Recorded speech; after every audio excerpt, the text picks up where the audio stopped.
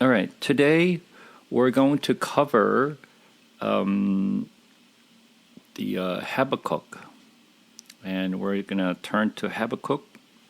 It, Habakkuk is another book that probably could say that most of people are not familiar with. It's not a common book people read. Most of those, you know, the books in the Old Testaments are not familiar to most of the people because it is not really taught or is not really spoken much. But as I mentioned before, we have to know every books in the Bible, not just the pieces book that we see. We don't pick and choose what we want to read. We have to know every books in the Bible because every book is in here for a reason. And we want to just understand exactly what Habakkuk really means. But before we jump into the Habakkuk, we just have to understand the background of where the story is actually coming in. One of the things that actually Daisy kind of like pointed out last week was that we're supposed to actually cover up to chapter 23 of our Second Kings, and then we should supposed to cover Habakkuk, and we also should cover Zephaniah. But I just to cover all the way through the Second Kings.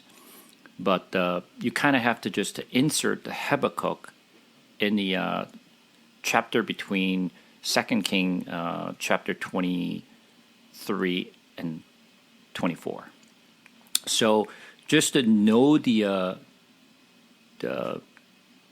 time and what was going on to help you to understand what this story is about. So without understanding the background of exactly why Habakkuk is actually saying what he's saying, you would not understand exactly what this story is about.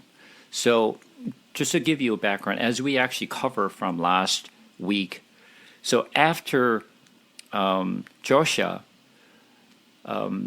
obviously most of the kings after Joshua was really bad kings. And the time was when the Babylonians are actually invaded into Jerusalem or the Israel, or they literally destroy the Assyrians, and then they started to expand the territory, and they just kind of like dominating the Middle East the area. So at the time, Israelites were attacked and dominated by the Assyrian before, but now Babylonians are strengthened themselves, and then they started to kind of like expand their power to invade into the areas, just like the Assyrian did. So when Israelites been attacked and invaded by the Babylonians, and just like how they've been attacked by the Assyrians, they've been suffering from the Babylonians. So when they were suffering from Babylonians, and Habakkuk is actually saying what he's saying in this book. So just to know the background before we actually get into this, the Habakkuk, so that you understand exactly where he's coming from, why he's saying what he's saying. All right. So let's take a look at the book of Habakkuk first, and then I will explain what this really means. The oracle that Habakkuk the prophet saw. O Lord, how long shall I cry for help, and you will not hear, or cry to you violence, and you will not save? Why do you make me see iniquity, and why do you idly look at wrong? Destructions and violence are before me. Strife and contention arise. So the law is paralyzed, and justice never goes forth. For the wicked surrounding the righteous, so justice goes forth perverted. When you look at this, what Habakkuk the prophet is saying, I want you to think about it from as if you were actually talking to Habakkuk, or as if you were hearing the Habakkuk. Just kind of imagine what kind of tones that he's actually have when he actually saying something like this? Do you see that Habakkuk is actually having a friendly conversations with the Lord, or how do you see this? What do you think? Obviously, he's frustrated. Correct. Habakkuk is very, very frustrated with the Lord. So it's almost the tone that he's saying that he's actually complaining to the Lord. He said, like, what's going on, Lord? Why is this happening? So he's literally complaining to the Lord. Hang on one quick second.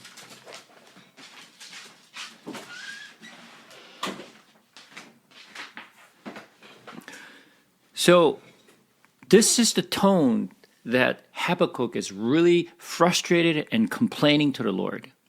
Why he's complaining to the Lord is listening, just kind of like, let's take a look at what he's saying. Oh Lord, how long shall I cry for help?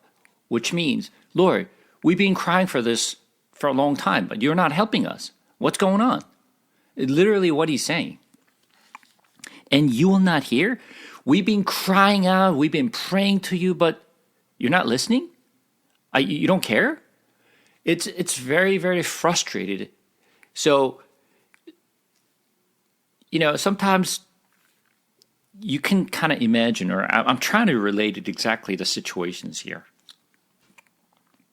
When you're actually talking to your friends, or you're talking to your child, or talking to your partners, and the other person is really not listening, and you've been saying this like over and over again, but like they're not paying attention. It's like, you don't hear me? You don't understand what I'm saying?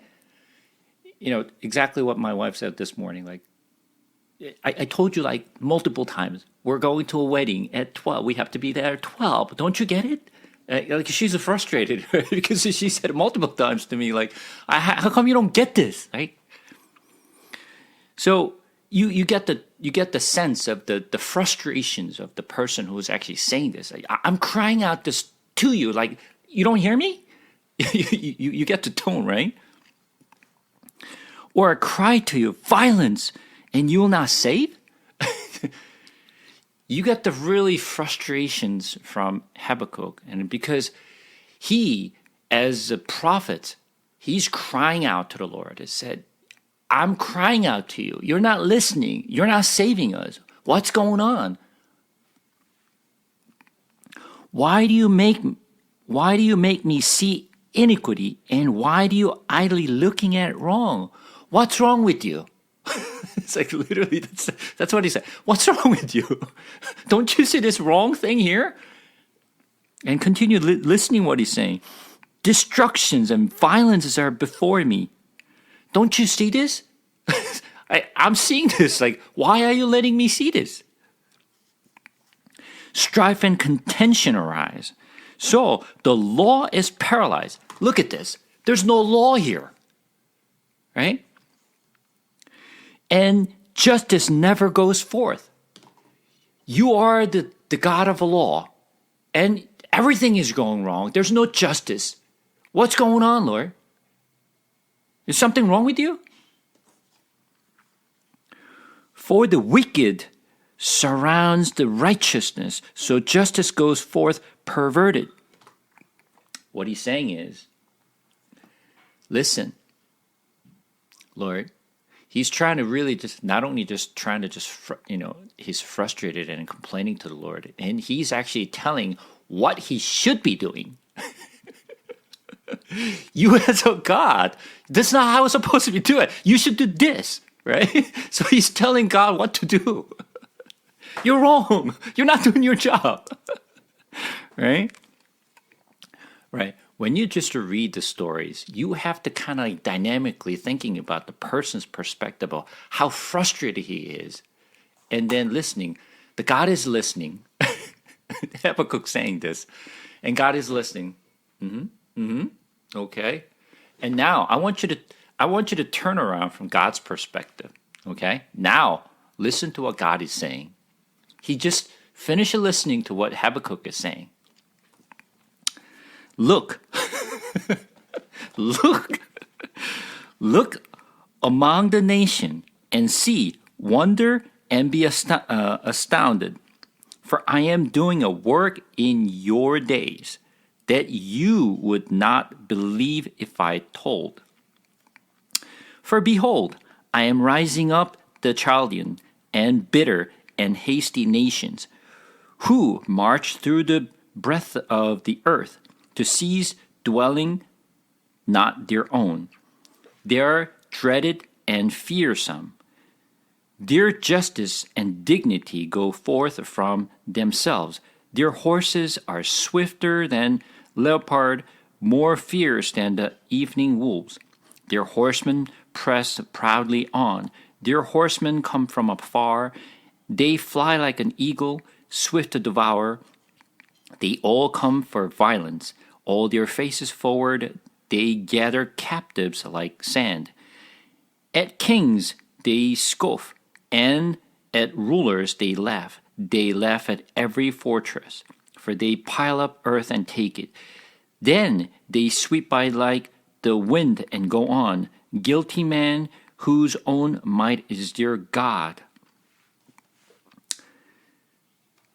So, when you listen to what God is saying, it sounds like God is actually teasing Habakkuk. Habakkuk is just saying, well, what are you doing? What's going on? How come you're not doing your job? It's literally what he's saying. And God has said, oh, look, the Chaldeans are coming. They're like very fast. They're hasty. They're kind of scary. It's like God is telling Habakkuk, and it's like almost like teasing him. You know, Habakkuk is getting more frustrated by what God is saying. What are you saying? What are you saying? Listen to what Habakkuk is saying. I don't know if you actually. I don't know if you read this book before or not, but when you read this book without really kind of like having this kind of tones, dynamically thinking about what they're doing and how they are actually communicating in their situation, you would not understand exactly what this story is about. But you see that.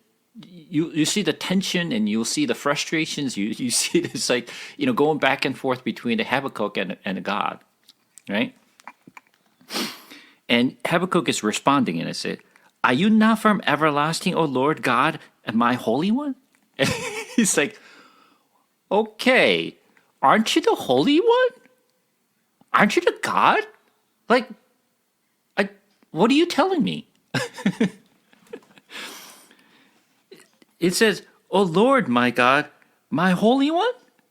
You see, like question mark. It is like, "Aren't you the Holy One?" Like you see this, like the way he's talked, right? It is not something. "Oh Lord, you are the Holy One." That's not the tone that he's saying.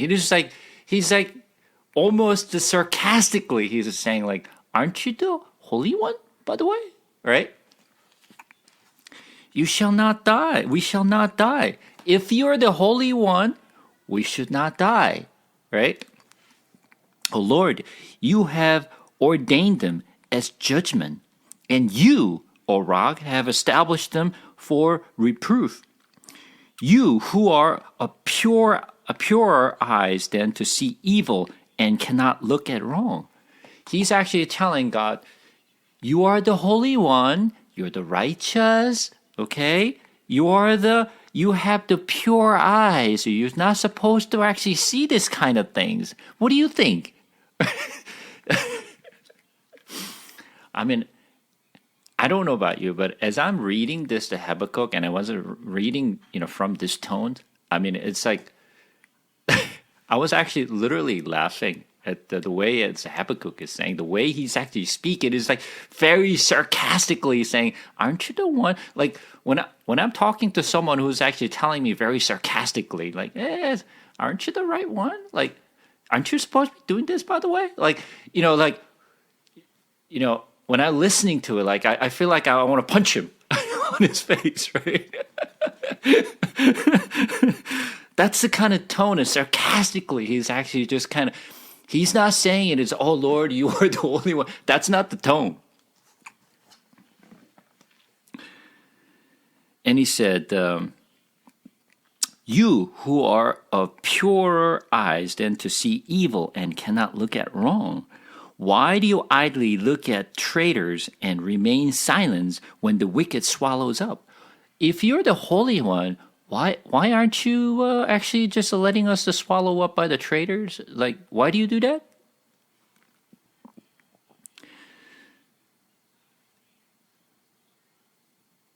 Remain silent when the wicked swallows up the man more righteous than he?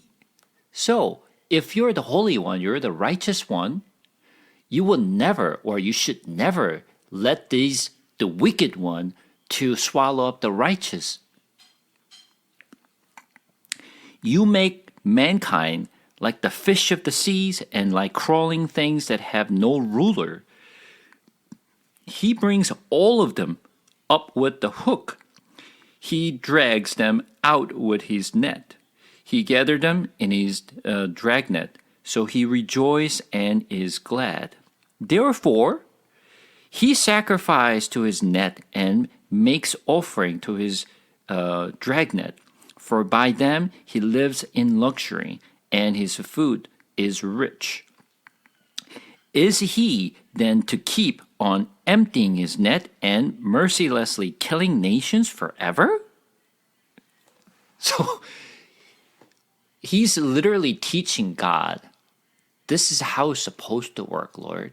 Don't you understand? Just in case if you don't understand, let me just teach you. Like, this is how it's supposed to work. Let me just tell you exactly how it works, okay? How it's supposed to work. Listen to me, all right? you see the tones that he's saying? He's just, let me teach you something. This is how it's supposed to work. I want you to look at it from that perspective. It is kind of like the conversation. And then, listen to this. Chapter 2. I will take my stand at my watchpost and station myself on the tower and look out to see what he will say to me and what I will answer concerning my complaints. So what he's saying is, okay, I'm going to put my foot, strong on my rock. And now tell me, answer me what I said. All right. Okay. I'm gonna stand here and listen to what you have to say. Okay. Just now speak. You get the idea. All right. Before we go on, let's go back to the situations we're in. The background. When is this actually? This is happening, and what kind of which king was actually ruling at the time? Well, Nebuchadnezzar is the one who's actually invaded into Israel. But at the time, right, Joshua died, right? And then his sons, and, it's kind of ruling. And when they were ruling, what was going on in the land of Israel? Judah. Were they really serving the Lord faithfully, or they were following the Lord, or like, what was going on in Judah? There's no respect for the Lord. There's no worshiping of the Lord. They were, worshiping idols. They were just following other malpractices. They're bringing all the sorcerers and macronancers and all these things that God hates. They were doing this, right? So I need you to understand the situations they're in and what God is seeing at the time when this was happening. So why did God brought the Babylonian to this? Why did God actually brought the Babylonians? Punish them? Disciplining them. God waited, and waited for a long, long time. But they were not listening. God sent so many prophets and warning them, please return to me and follow my law and my decrees. You follow me. And he just kept saying over and over and over. Were they listening? No, they weren't listening.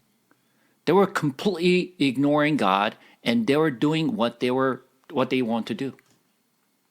They literally turned their deaf ear and then just didn't care about what God had to say. That's why God brought the Babylonian, because he waited and waited.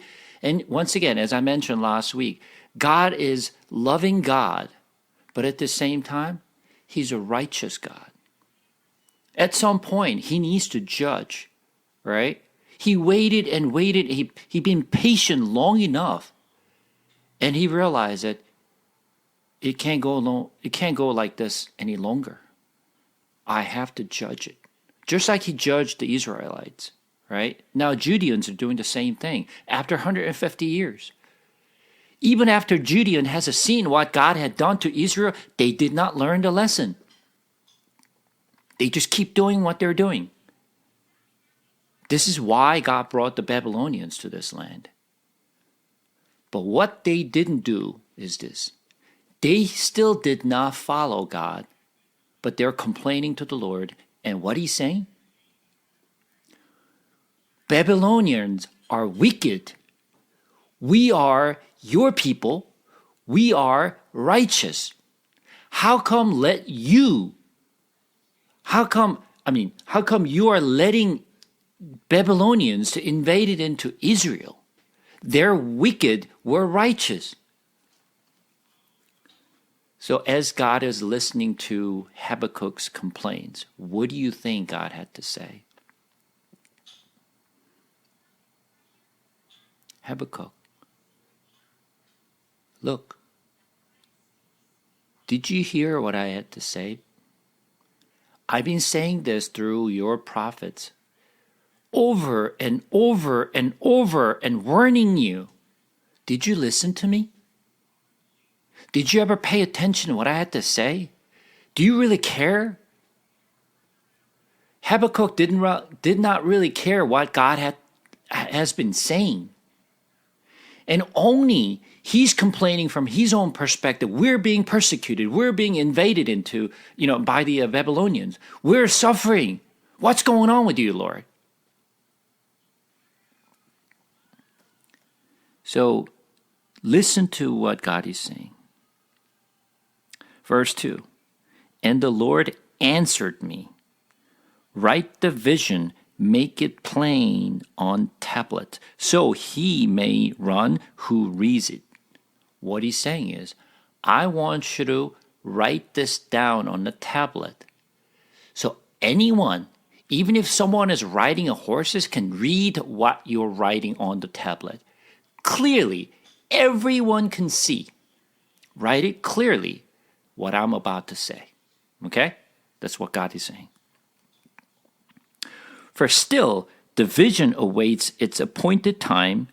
It hastens to the end. It will not lie.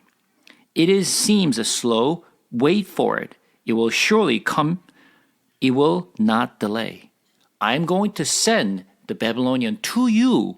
I'm not going to delay. I'm going to rush them to come to you and destroy you. Behold, his soul is purified, puffed up. His soul is puffed up. It is not upright within him, but the righteous shall live by his faith. You heard this word from several places, right?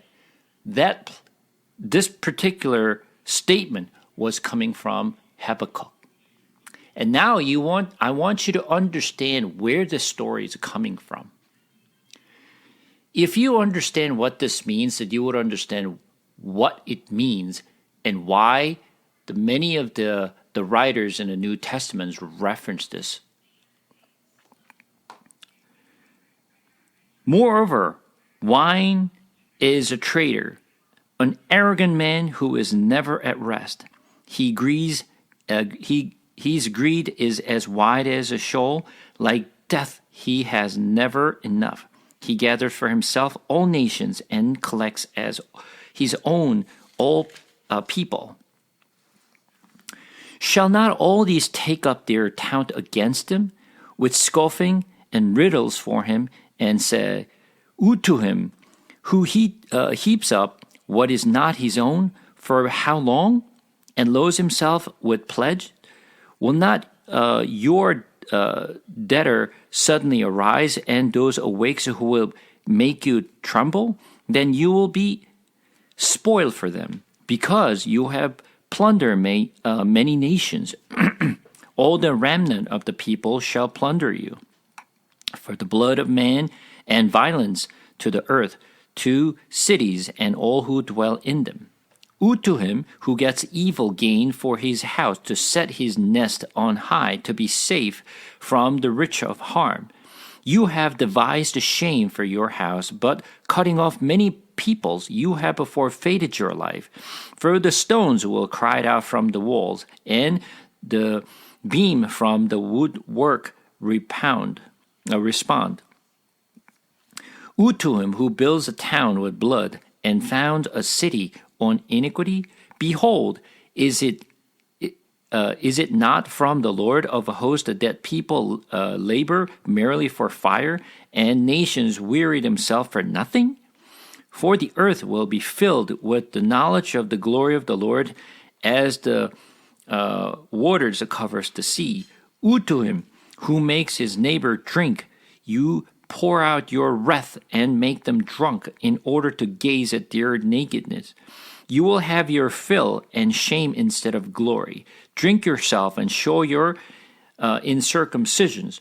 The cup of the Lord's right hand will come around you, and utter shame will come upon your glory.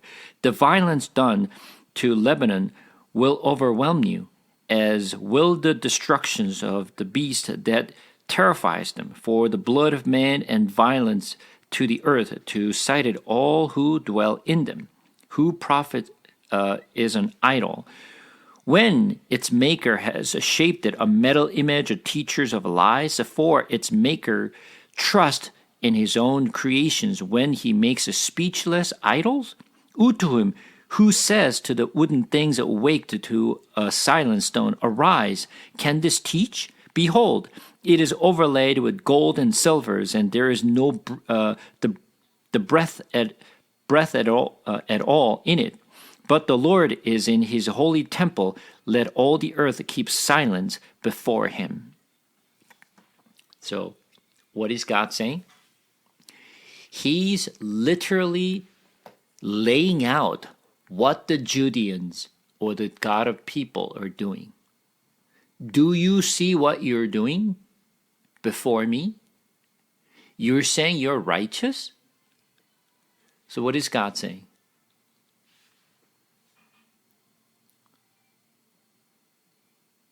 Did you say you're righteous?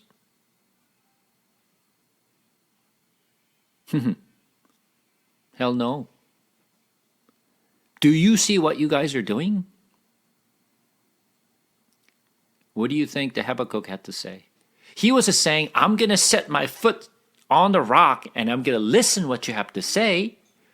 But God was listing out every little things, what they were doing wrong. Tell me, do you see anything you're doing right? Can you just say back to me, did you say you're righteous? I'm going to show you one thing. Let's turn to Jeremiah. We're going to actually cover Jeremiah very soon, but let's go to Jeremiah for a second.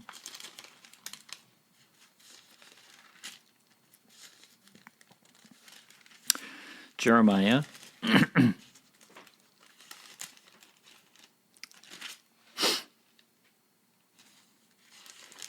Let's turn to...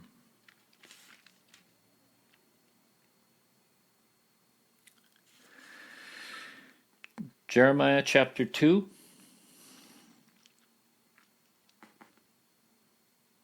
verse 25. Keep your feet from going unshod, and your throat from thirst. But you said, it is hopeless, for I have loved the foreigners, and after them I will go. So what it means is, they were going after this idol. And they say, I love those idols, I will follow them. So they were following the idol. They fell in love with the idol rather than falling in love with the Lord. And turn to chapter 3, verse 10. Yet for all this her treacherous sister Judah did not return to me with her whole heart, but in pretense, declares the Lord. They never come to me with their whole heart. So, turn to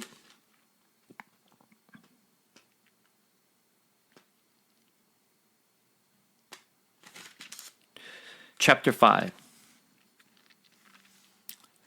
Jeremiah chapter 5, we're going to read from verse 1. Run to and fro through the streets of Jerusalem. Look and take note.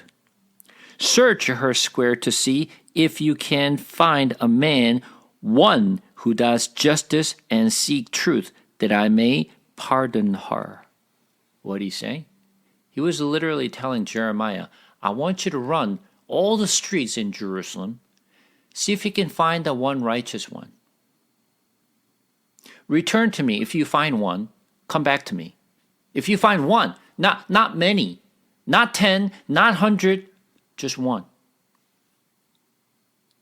Remember, when God was destroying the Sodom and Gomorrah, do you remember the prayers of Abraham? What he was praying? Lord, if you have a 50, would you destroy the Sodom and Gomorrah? Well, if you do, no, I won't. If you have 50 righteous men, I won't destroy the Sodom and Gomorrah. And he was coming down, right? If I find one, will you destroy the Sodom and Gomorrah? No, I won't. Now this time, not even 50, not even 10. Find just one. Just one. But they couldn't find. There's no one in Judah, in Jerusalem. One person is righteous.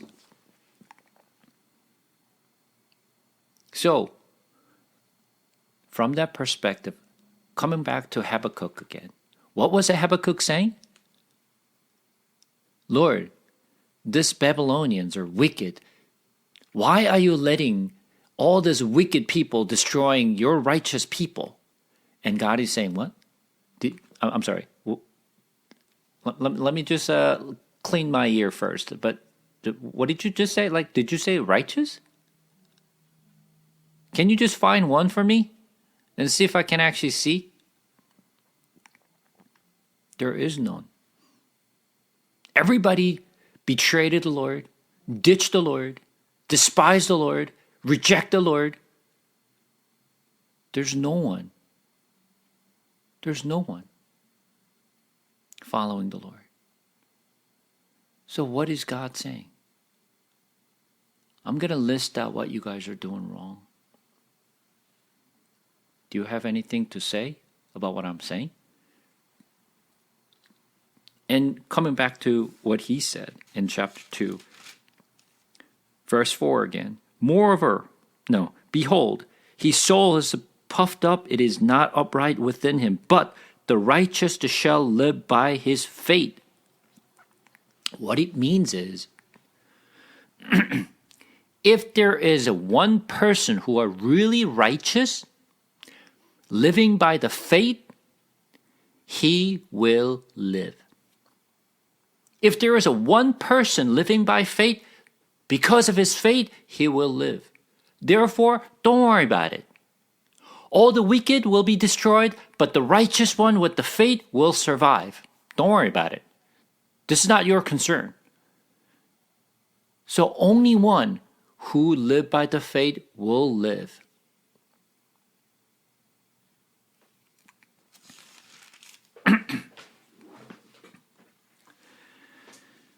So, chapter 3,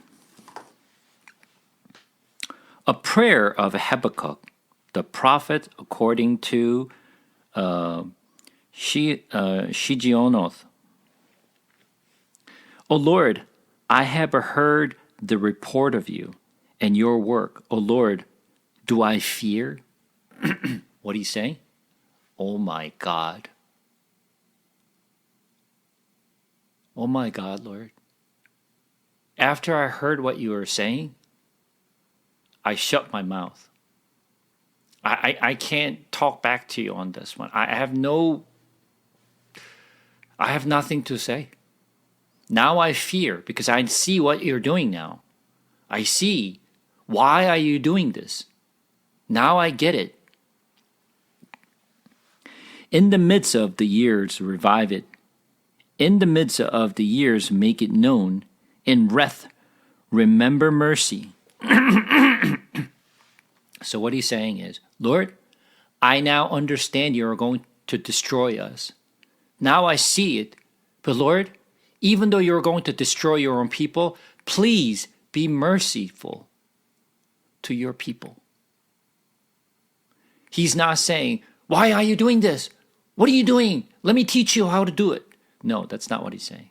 Now as he's fearing, now I see what you're doing. Now you're going to judge us. I have nothing to say. But when you judge us, when you bring the wrath on us, please be merciful. God came from Teman, and the Holy One from Mount Paran. His splendor covers the heavens, and the earth was full of his praise. His brightness was like the light. Rays flashed from his hand, and there is veiled his power. Before him went pestilence, and plague followed at his heels.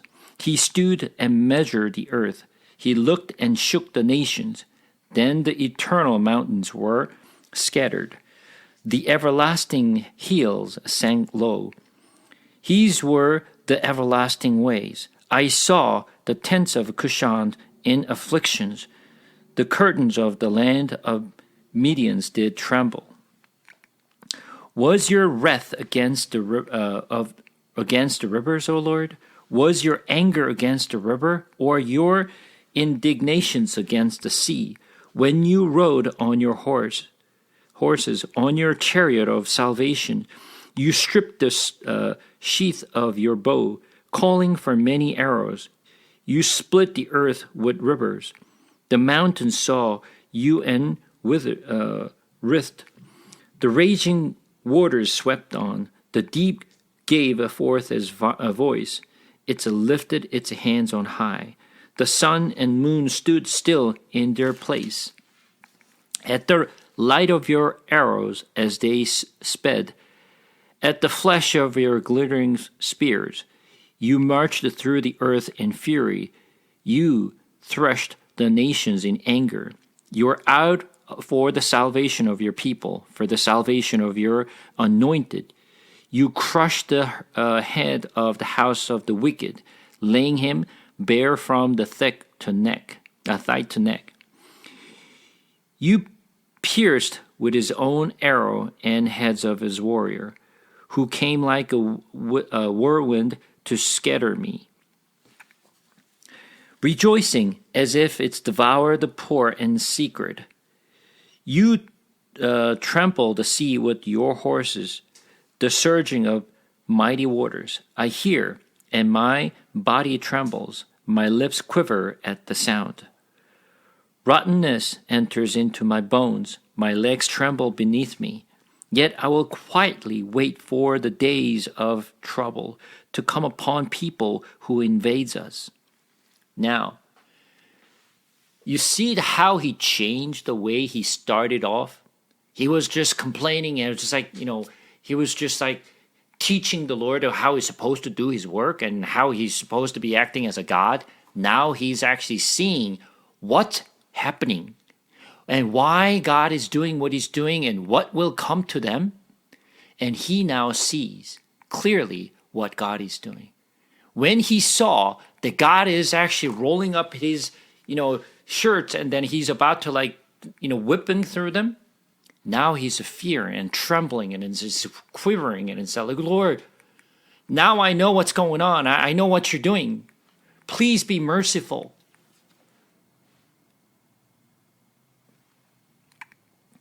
And his lips were shivering because he's scared now. because his wrath is coming down. And he realized that there's nothing can stop it. Because it's not him, but everyone in the Israelites were doing. And he realized that time of wrath is upon himself. And he was like so scared.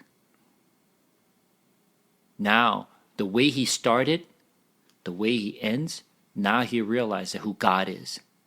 Does he say anything about, let me teach you what you're supposed to do? No.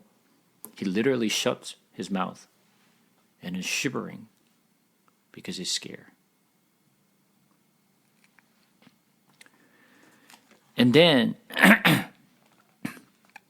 though the fig tree should not blossom, nor fruit be on the vines, the produce of the olive fail, and the field yields no food, the flock be cut off from the fold, and there is no herd in the stalls.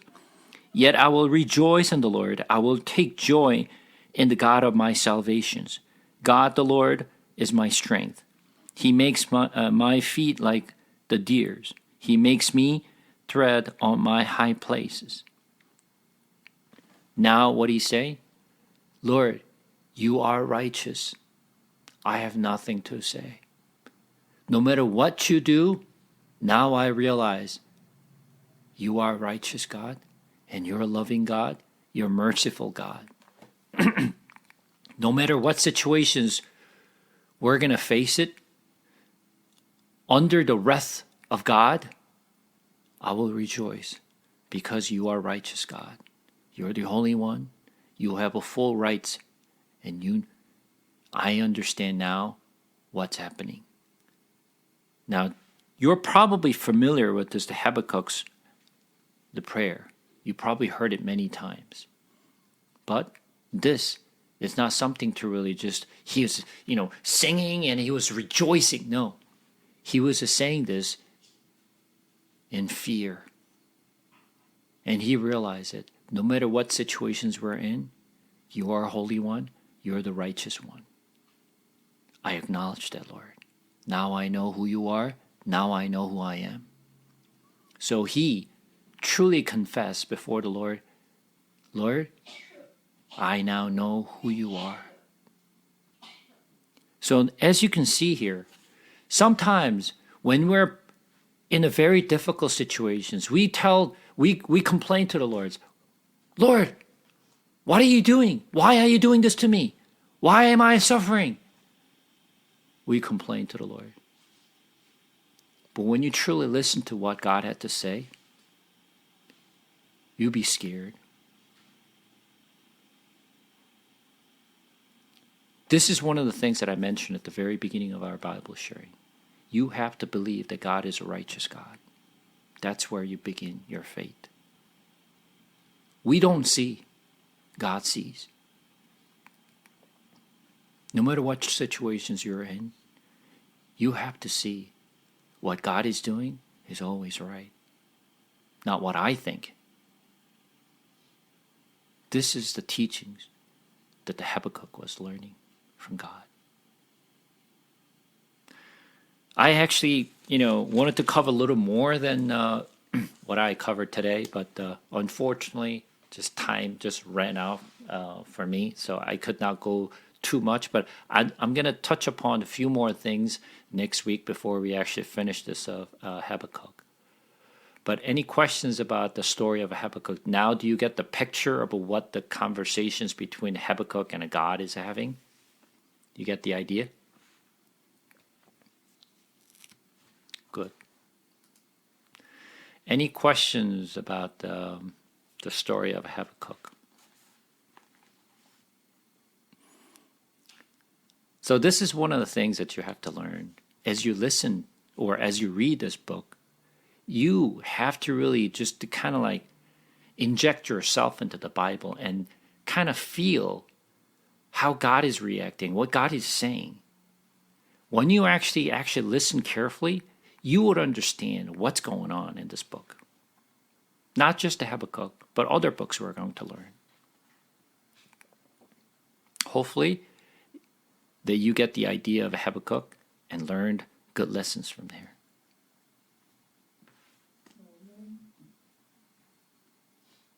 I'm sorry. What did you say, Vicky?